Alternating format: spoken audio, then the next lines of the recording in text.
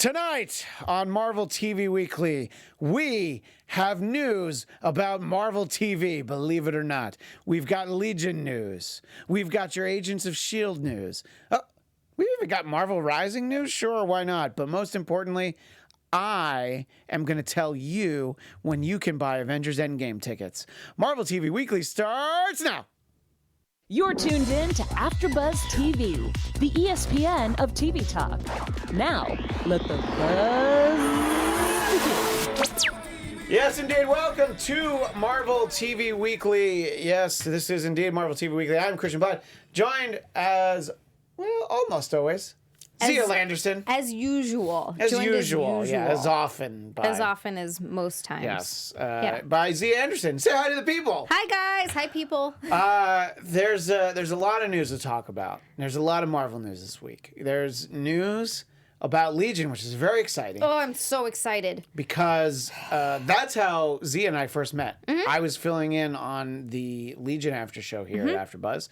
And I filled in for like 3 different people over the course of like a month. Mm-hmm. And you were always there. I was always there. And then before you knew it, it was like, let me trick you into coming to my Sunday night show, which was at 10 back then. And here I am. And that's the end of our story. But so very excited to talk about Legion. But I teased it up top.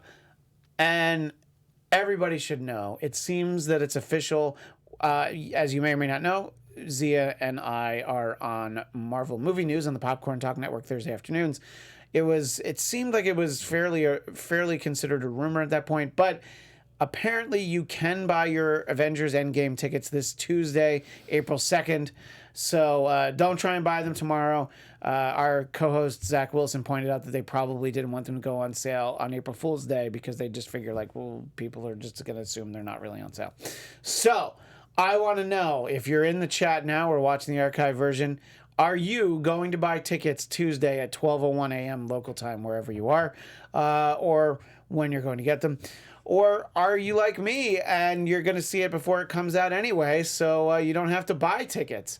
I'm, of course, going to buy tickets so I can see it more than once. But anyway, let us know what you think in the chat. Xia, when are you buying your tickets? Are you going to stay up late on Tuesday? On Tuesday. As soon as they go on sale. I'm going to go into work on Wednesday morning and be exhausted, but I will have a damn good reason. You'll be like, yep, I got tickets. I got tickets, guys. I don't care if you get your coffee. Yeah, exactly. We got some fun. I love Black Magic 99 in the chat. What up, nerds? And Jazzy Jones. Us. Hi, panel. And that makes me happy. That was all. They called this panel? Yeah, just hi, panel and what up, nerds. Those Jazzy Jones. Well, it's great to see you. Yeah. Or hear from you. All those things. All right, so let's talk a little bit about Legion. So we've got some good news out of WonderCon, which I didn't go to. But it seemed like a lot of people on my Facebook feed were down there. It looked like everybody was having fun. Pictures looked great. Yeah. But, and you know, some people go to WonderCon, and some of us go to a 2-year-old's birthday party at a park in Rancho Cucamonga. So you see... And some of us go to work. Yeah. Hey, good point. Yeah.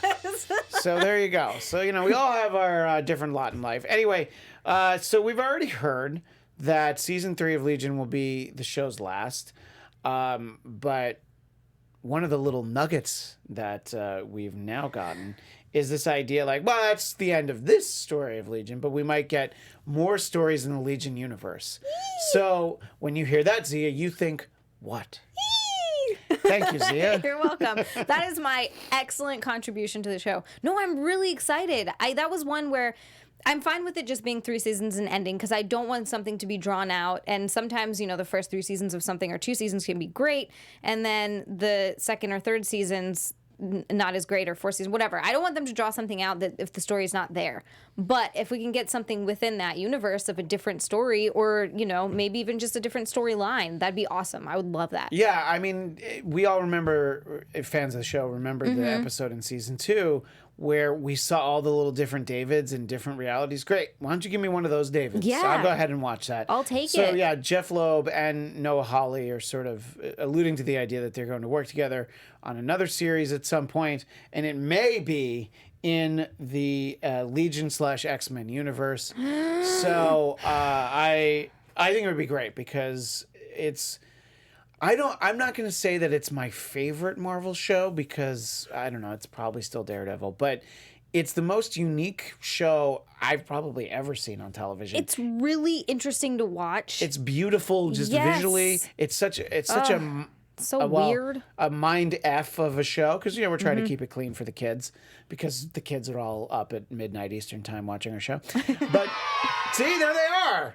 I knew it. So I think that the idea that we could get more of whatever this story would be, I think is really great. I'm just also beyond excited that we're going to get Professor X. Like the fact that they're actually going there. Thank God, because I honestly wasn't sure. And I know that's old news, but no, that is old news, and we talked about it. But to be fair, I just expected that they were never going to show him to us, and it was going to always be this thing about the show where you're like, oh, it would be great if we got him, but of course, it's TV. He's a movie character. They don't want to share, that sort of mindset. But so the panel also revealed that we're getting a new character on season 3. Lauren Tsai, Tsai, I'm assuming that's Tsai. She plays a new character named Switch. We basically follow a day in Switch's life. And so this is a clip that I didn't see, but the people there saw. So she's breakfast with her father via teleconference on the screen of a 1960s style TV, which is just such a very Legion thing. There's like elements of modern day technology, but there's always kind of like, to me, it always had like a 70s feel, like in the clothes and just the decor. And it's like, yeah, you have like an iPhone, but there's also like a big 70s TV for whatever reason. Yeah, it's completely ambiguous. We have no idea what the time period is. And that always lends to the most, and we won't go down the Legion rabbit hole until Legion's on, but it always lends to the idea that none of it's real, that the whole show just isn't happening. It's happening inside of David's head or something. Or somebody else's head. Or someone else's head, yeah.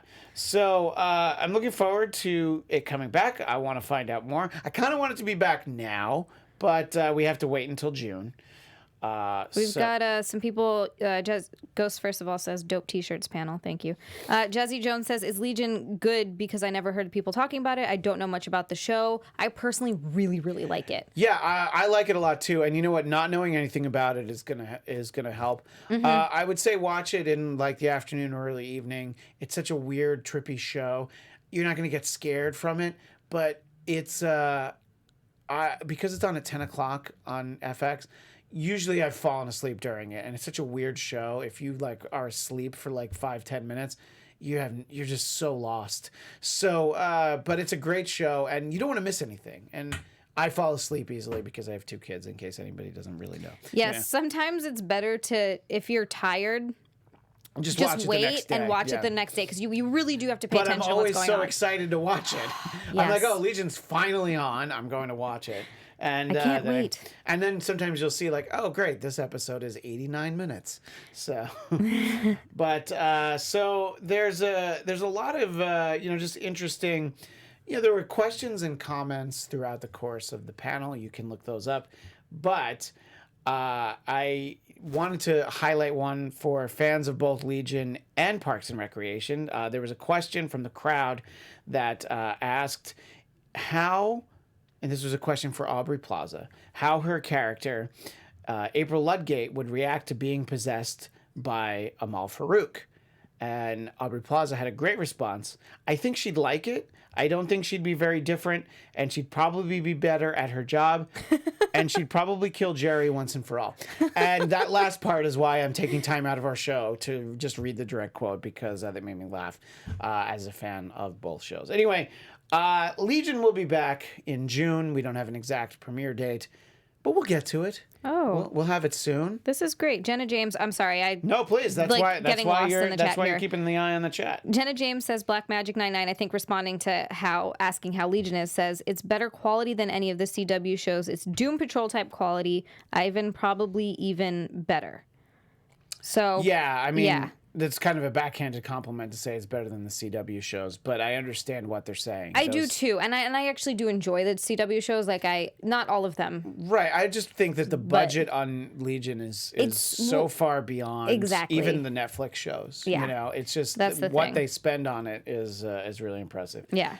So we don't have the premiere date for Legion, but we do officially have a premiere date for season 6 of Agents of S.H.I.E.L.D. May 10th. And so Zia, it's that much sooner that you have to watch the previous 110 episodes. I don't think you're gonna get. I don't think you're gonna get in there. happen. Here's what I think you should do.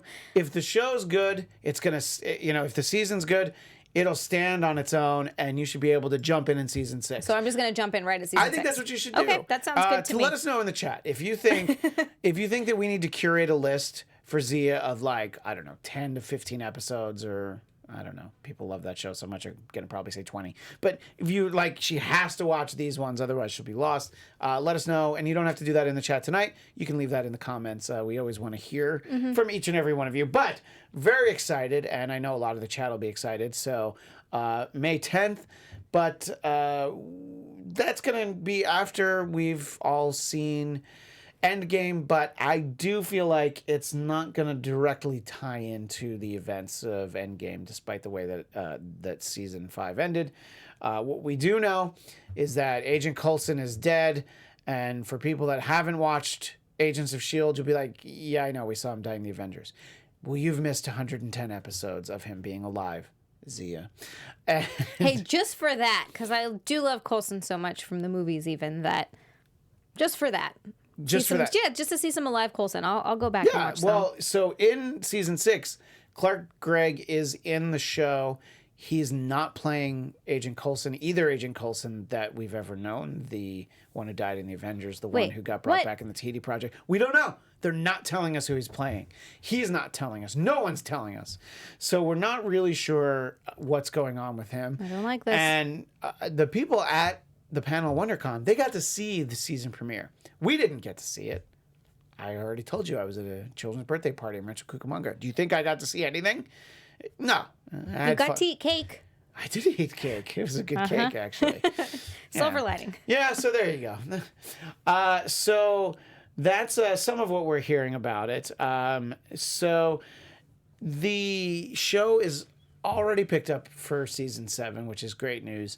And again, kind of like taking from the same playbook as the Legion panel. No one is saying for sure that season 7 will be the last one. When we heard that there was a pickup for season 7, it was really told to us as a 7th and final season. But now Jed Whedon's like, oh, I don't know. We'll see what's going on. We'll see what people want after season 7. I mean, that's a long ways away. I mean, that's, I don't know. That's, a season 8 would be in 2021. So who knows? Maybe Thanos will have come back and taken care of all of us. I don't know. What are people saying in the chat? People love Agents of S.H.I.E.L.D. I don't want to miss any of their comments. Oh no, Haywood Wong is already saying, "Come on, Zia, give it a chance. It's on Netflix." It is on Netflix. It's really good. Our engineer in the booth, Steve, has just caught up with season 1, so he's not that far behind you.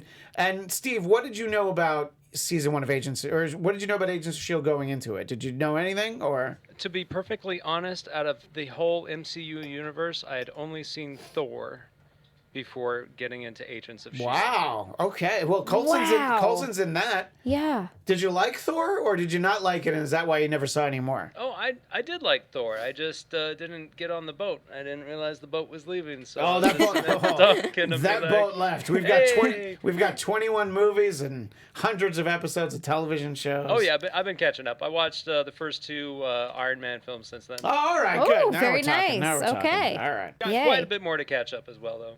Yeah.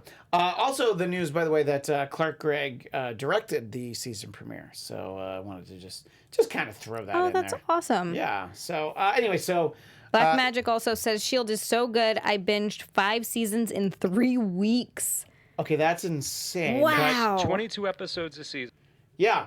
And our friend Amy Cassandra Martinez, who was on this show and was on Marvel Movie News, she watched it really quickly, but it was like over a few months. She like caught up by the time season 5 started. Wow. And it was really impressive because she started this show, I don't know how long ago it was now. It was like a year and a half ago. And she hadn't seen any of it. And she just started watching and she plugged away.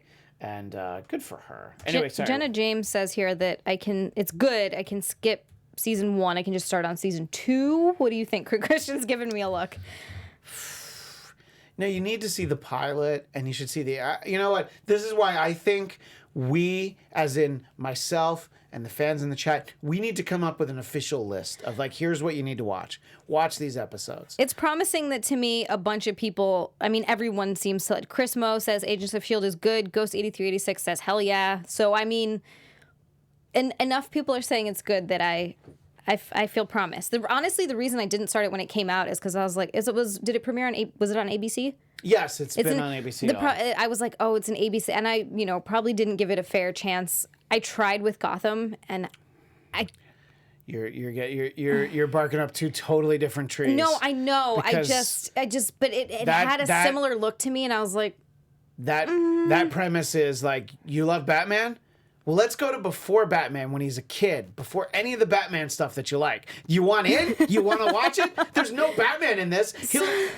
Some people, I know not to go on a DC thing, but some people really love it. Yeah, chat, but I couldn't do it. I couldn't. Anyway, and so it kind of had that look where I was just like, oh, I don't know if I want to do this to myself. And then suddenly there were 5 seasons and there was 22 episodes in each season. I was like, I don't know if I have the time to do this now. But enough Either people are saying it's good. Either you're dedicated or you're not, Zia. Either you're a Marvel fan or you're not. I know. Anyway. I'm not. I'm just kidding. I'm just joking. There also, there's been an announcement of 3 upcoming Marvel Rising, the animated specials. And we've talked only a little bit about that on this show. And you apparently find it at Marvel HQ.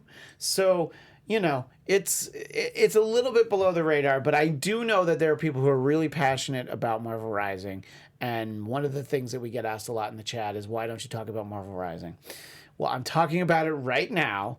And there's a pretty cool picture with Ms. Marvel and Spider-Gwen. And I'm pretty sure that I see a squirrel, so that means that Squirrel Girl's right there on the end. This is probably a picture favorite.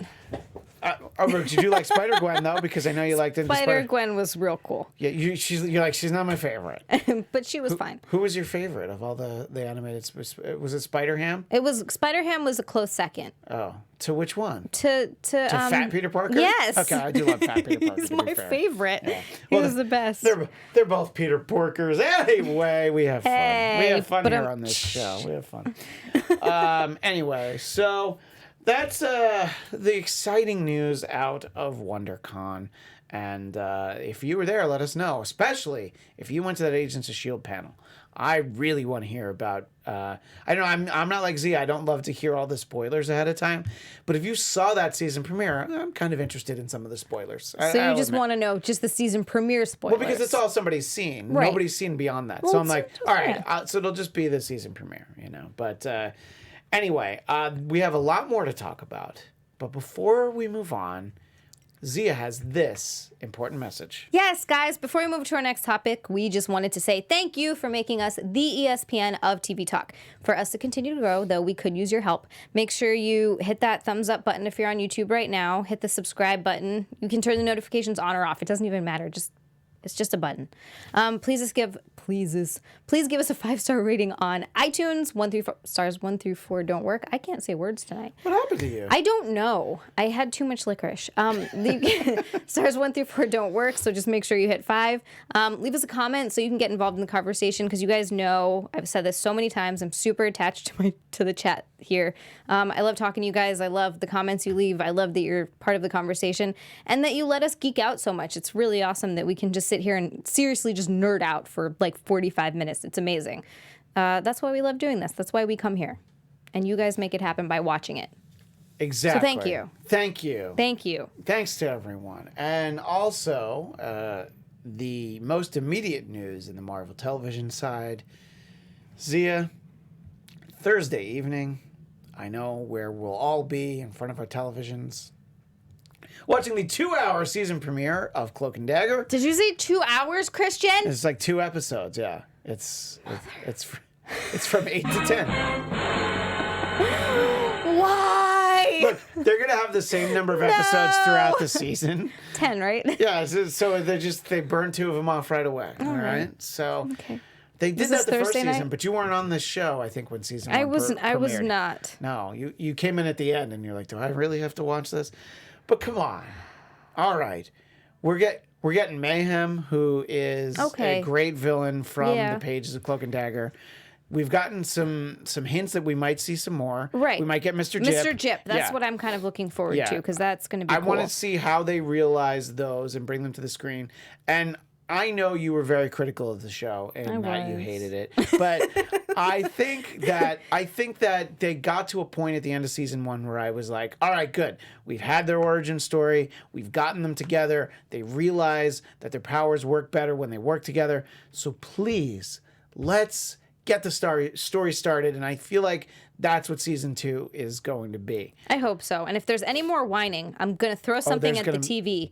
They're teenagers. There's going to be whining. Was I that whiny as a teenager? I just want to go back and punch myself. I mean, you're not a teenager anymore. No. And, there's still some whining, Rory Fansler, I feel like I haven't seen you in so long. How's it going in the chat? Making friends in the chat? Yes. Rory Fansler says poor Zia still hates Cloak and Dagger. I mean, it's still only been the first season. I know. But here's the chance, Cloak and Dagger, for you to win over Zia. What if they have 2 amazing episodes? What if you have Mayhem and Mr. Jip and an awesome soundtrack, which we'll talk about a little later? So you're laughing because you don't think that last one has any chance of happening. No. Yeah, okay, that's fair enough. No, but... Oh, that's amazing. Ghost8386 says the main villain of season 3 of Cloak and Dagger is Zia. LOL. Oh, that my makes God. sense. That would be great. I would just be stalking them through the night. That'd be really fun, actually. You would just be like, you'd just be following them around and be like, you're boring. Stop it. Every time they say something, stop whining. You've got a good life, Ty. Go back to your family. Look at that house. You want to live in the church? You want to live in the church with Tandy? Tandy was better off in the church, let's be honest, than living with her mom. All right? She was definitely better off. So, Zia, do you want to share with the audience what the text was I sent you over the weekend about assigning the workload for this show? Oh, yeah. This is a really fun text message. I'm just going to vamp a little bit while I look for it. Late at night. I read this to my husband, too, because I was like, oh, he knows. Yeah. He knows. So he says... I know what it said. Oh no, it's right there. I found it. Christian says, who do you hate less, Cloak or Dagger? You have to pick one and do just a little reading up so we can summarize season 1. Basically just a TV version of their powers and their origin story. Yeah. Basically he was saying, that's the main question is, who do you hate less? Yes. Because I know you dislike both of them. Yes. And I knew you were going to say Cloak, but I didn't want to just say, why don't you read up on Cloak? I wanted to give you the chance. Yeah. Because I know how much you hate Tandy. You were right. You really hate Tandy. She's really annoying. All right. Well, I like them both. I want them both to be my friend. So I took Cloak. You want them both to be your friend? Yeah. Well, I want all the Runaways to be my friend, except for Chase. But I want the rest of the Runaways to be my friends. I just want some of their parents I'd be Nico friends with to be my friend. Man, just imagine if we could hang out with Nico. I know. What if she gave you a makeover? Right? Yeah, I mean, I've had black hair before. Right, but I think that she'd probably do it better. She'd do your makeup in like a pretty cool way. Yeah. Anyway, that's not what we're here to talk about today. We're here to talk about Cloak. All right, so what did you find about Tyrone Johnson, aka Cloak? Sorry. Tony Robbins says, Zia, you will be happy if Nico challenges Tandy. That's my only thing I'm going on, but that'd be so awesome. Well, it'd be some darkness and lightness. That would actually be pretty amazing. So cool. That'd be great. Moving on. Tyrone. So his origin story comes from the fact that his older brother is stealing... Or not, it wasn't his older brother that was stealing the radios. I'm sorry. It was his friend that stole the radio, and he went to go put it back. Yeah. But they got chased by the cops, and the cop ends up shooting his older brother, and he stands there and watches it. And his brother falls into the water, and he goes with him. And that's how he ends up getting his powers, right? Right. So there's, not 100% explained. In the comics, they kind of retconned what their comics are different. Yeah, they completely retconned a couple of times how they got their powers. Mm-hmm. First, it was like from synthetic heroin, and they're like, "Ooh, that's a little much." Then it ended up like, "Oh, actually, they're mutants, and the synthetic heroin just helped a little bit." It basically in the comics, the synthetic heroin was what unlocked their powers. They were always there. They decided that they were mutants at one point because. Honestly, they just figured like comic books with mutants sell better, so let's just make them mutants. And I believe that series was called The Mutant Misadventures of Cloak and Dagger, and I'm not making that up. That's I mean, believe that's what. yeah. And I think X Factor were on the cover. It's like, look, we have mutant friends too. Not the X-Men, but X Factor. So. And then that answers Black Magic's question: are they mutants? Yes. In this incarnation, maybe. I don't know. Well, yeah, we don't know yet. So in the show, so you talk about Cloak ending up in the water, and in the show, there's the Roxxon Corporation that Tandy's father, Nathan Bowen, worked for. That's where Tandy comes in. Yeah, and this is where Tandy comes in because they're basically both around the water when there's the big like oil rig explosion. You mean the particle accelerator? No, I'm just kidding. That's pretty much what it is. But there's the big explosion, and then they both end up washed up on the beach, and they're much younger in that. And we see that flashback a couple of times. And I think it was sort of an interesting way to tie them together earlier in life. And then it's like, oh, wait, I think I know you, Yeah, see, I hated that so much. You hated that I'm she stole... sorry, Do you I hate that hated she that. stole his wallet? Yes, that was dumb also. Damn it, Tandy. Stealing stuff from nice people. I mean...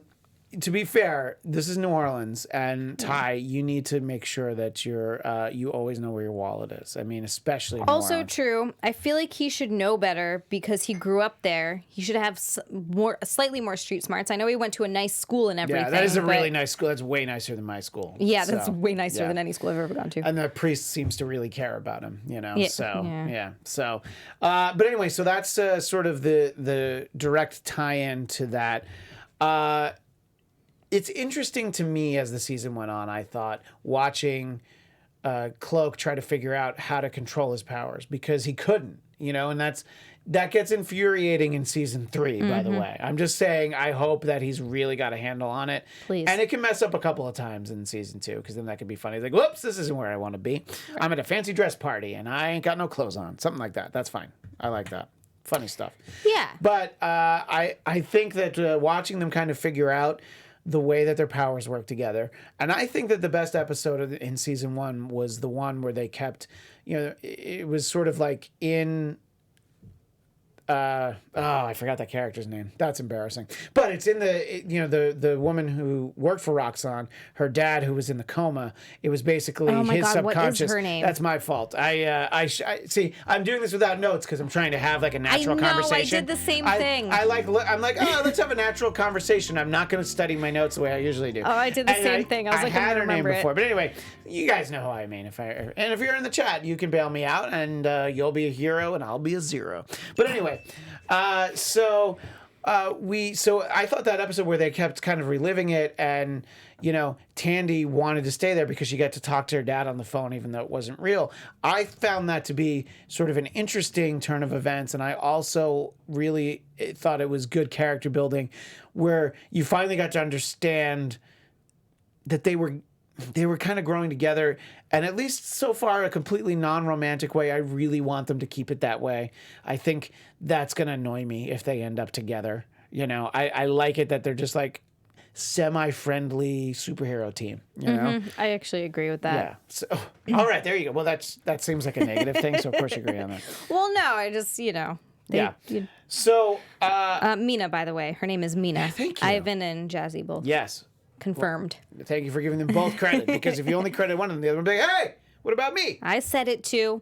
But yeah, so I agree with that definitely. I like what they did with Cloak revealing Cloak's powers. The way they did that was interesting because he had no idea what the hell was going on. I think they did a good job with that, where he's following the cop that killed his brother, who I also forgot his name. This is what we get. I was trying really hard to just remember it all. Following the cop that shot his brother and Connors, thank you. I don't know his first name, but Thank you. That's all right. Yeah. That's a cop talk, and O'Reilly who's going to be Mayhem this season. We don't need to know their first names. You're right. But do you remember that O'Reilly transferred there from where? From New York. And who was she in the squad with? It was Misty Knight. So I'm still holding out for maybe not season 2, but a Misty Knight appearance in season 3 of Cloak Dagger. That would turn the show around for me. Even if she was just in one episode. Yes. Okay. Fair enough. I would be like, okay, Misty's here, it's fine. Yeah. It's like I'm. But I wonder if it's like Netflix has the rights to the character, so they call her something different. Oh my god. So like like Just foggy evening. Although then foggy would make you think of Foggy Bear, so I don't know, it's confusing. Anyway, so Connors is this cop who this like, you know, your typical like dirtiest of dirty cops that's well connected and can, you know, basically walk away from anything. And the season ends and Cloak basically eats him with the darkness that he has inside of his cloak, which for anybody that's familiar with the comic book character, he's not dead. He can come out at some point, and he's not going to be in good shape for it. It's not going to be okay. Yeah, but he's probably going to have a chip on his shoulder. So I'm looking forward to seeing where that goes. Just to take a step back to Tandy and Ty, why I don't like the idea of them being involved. I actually really like Tyrone's girlfriend, Evita. I found her to be an interesting character because her aunt with like the basically voodoo priestess. And the fact that the show is filmed in New Orleans, I appreciate the fact that they actually have it set in New Orleans because a lot of shows film in a lot of different cities, especially now. You got shows that film in Atlanta, you got shows that film in Vancouver, and they usually pretend that they're New York, Los Angeles, maybe Chicago. So, especially because so much superhero stuff, especially in the Marvel Comics, happens in New York, I was just like, oh, this is really cool that they're actually going to use New Orleans. And I think that those characters really do a good job of highlighting that. Anyway, I don't know where it's going to go this season. I know, Zia, you're not excited. You look at it as like homework. It's like the Charlie Brown New Year's Eve special where he basically has to read War and Peace over the course of a weekend, keeping in mind that he's a second grader, but we'll move past that.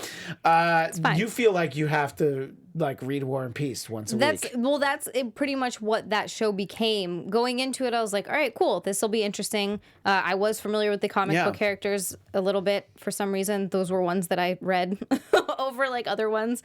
And so I was like, all right, cool. So I'm curious to see how this goes. And then it started to feel like it was a chore. Every week I was like, oh man, I have to watch this show now. And I don't want it to be that. I will be happy if it's good. Like I will be happy if I enjoy it and I go into it and I'm like, this is really fun to watch. We get more info in the panel though. Ghost 8386 says Tyrone's older brother name was Billy. Okay. And thank you. That's good. No, I like these little refreshers that we're getting of everything. But yeah, if it just stop trying to push that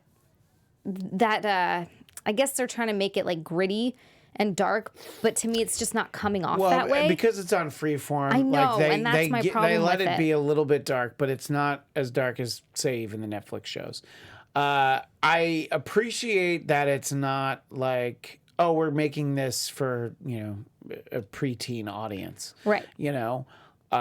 Because I would definitely still watch anyway because I like these characters, and then I would just be like, what am I doing, why am I watching this instead of Degrassi? But anyway, I feel like they're trying to find the balance, and we'll see what they do with the tone this season. It'll be interesting to see where it goes and how they tell these stories, but I'm pretty sure we've got just 10 more episodes, Zia, so it's like a little bit more than 2 months. So we'll be talking about it look, here's a good way to look at it. By the time that season 2 is over, Legion either will have started or it'll be like a week away. All right. So you see, okay. This will get us. Thank you. This will get us to our other Marvel show. That's the silver lining for me. Right. But I also hope that it's good, and I hope that it's great. Dark-Fun25 has a question for us. Is Connors technically dead or somehow still alive? Can he survive the Dark Force dimension? We kind of touched on that. You can. But if they want him to be dead, he absolutely can be. Yeah. You pretty much go crazy in there. There have been people who've only been in there for a few minutes or something, and it comes back being much longer. Right. Yeah, exactly. You can be in there. Yeah, it's also like kind of an indeterminate passage of time. Yeah. Before we run out of time, I want to talk about this show in the context of something I agree with Zia 1,000%, which is we've gone over this a few times. The music on Cloak and Dagger being tailor-made to the Freeform audience. It drives me crazy. There, every once in a while, I will concede that it fits the moment, and I'm like, I don't know this song. Sometimes they've had like cool covers of songs that I do know, and I'm like, oh, that's interesting. That's like a modern artist. Right. But a lot of it is just really high pitched, like whiny singing, and so loud, and really, and they like pump it up so much. Oh man. So I hope that the music is better in season 2, but I don't expect it. But to give us something fun to talk about in our final minutes, I wanted to have Zia and I tell you we're going to give you 3 each of our favorite musical moments from Marvel. This is movies and television. I suppose you do it from comic books, but that's really hard.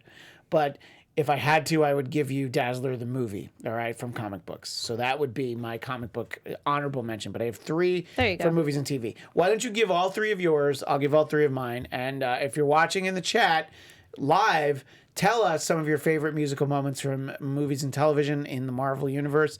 And if you're watching the archive version, tell us as well. And maybe we'll be able to have time to shout you out next week. So what are your 3, Xia? Okay, I'll start with movie and then we'll end with TV because we're Marvel TV. My first is Thor, Ragnarok, Led Zeppelin. Hello. The Immigrant Song. Yes. Now, which time? Because they use it twice. They use it twice. During As the I battle. joked about a lot, that's a really expensive song. To license Led Zeppelin is insanely expensive. Oh, yeah. So if you buy a Led Zeppelin song, you're going to use it twice. Yeah. So yes, during the battle. During it the is battle, yeah. Absolutely true. Oh my God, Yeah. it's just so It's amazing. so well used. Yeah. Oh, as soon as whenever there's a particularly epic battle with an amazing song, it's the same thing. I'm just going to honorable mention this real quick. Sabotage from Star Trek. Right. Come on. Not in the Marvel Universe. No, it's but not. But also, it's so by the good. way, 2 times. The first J.J. Abrams Star Trek and Star Trek Beyond.